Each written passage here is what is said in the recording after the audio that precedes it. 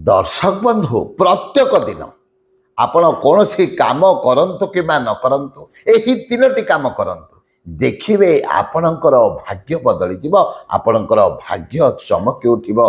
ताहले कौन करिवे प्रत्येक दिन सकाळे स्नान पर गोटे लोटा जल सूर्य नारायण को अर्पण करंतु एवं सही जल रे किछि सिंदूर मिसाई प्रत्येक दिन अर्पण करंतु।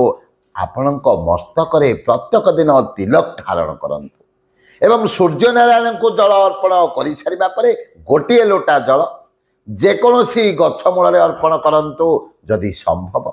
जदि आपण घर पाखे अच्छी बेल गछ हो अँला गछ हो नचेत अस्वस्थ गछ मूल जदि गोटे लोटा जल अर्पण करेंगे यह अत्यंत शुभ होता है।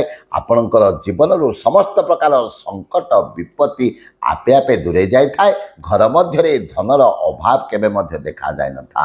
जय जय जगन्नाथ जय।